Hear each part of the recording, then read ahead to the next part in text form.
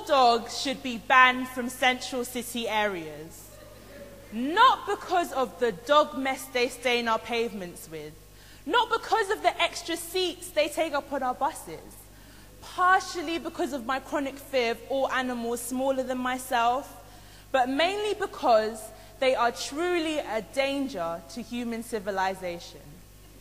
For centuries, the human race has been fooled into thinking that the vicious vermin we keep as household pets hold the title of man's best friend. Did you know that 1 in 5 people have been bitten by a dog?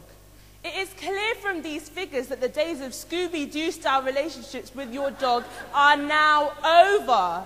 Shaggy is no longer the mindless, nonsensical owner he once was, but is now the owner of a vicious, militant killer. And I know some of you clever people in the audience may ask yourself, what on earth about guide dogs?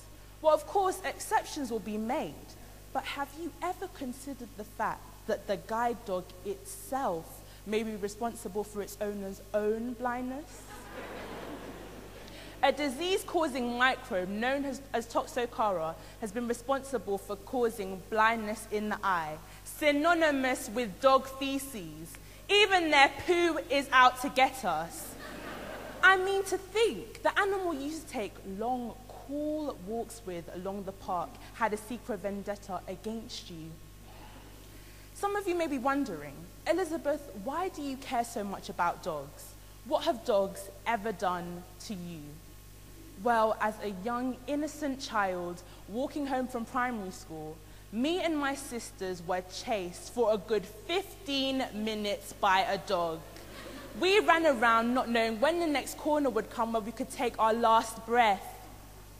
I will never forget how it looked at me with hunger in its crossed eyes, or how its legs somehow mimicked Usain Bolt's stride across that finishing line, my front door. I would hate for another child to have to go through this heart-rending experience. This is why I ask we unite to create a dog-free Britain. I know it's not their fault they take up extra seats on the buses. It's the owner.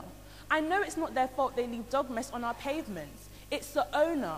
I know it's not their fault that I was chased for a good 15 minutes. It's the owner.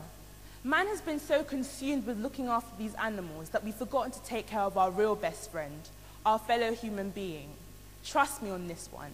Banning dogs will be the greatest thing that's ever happened to your life.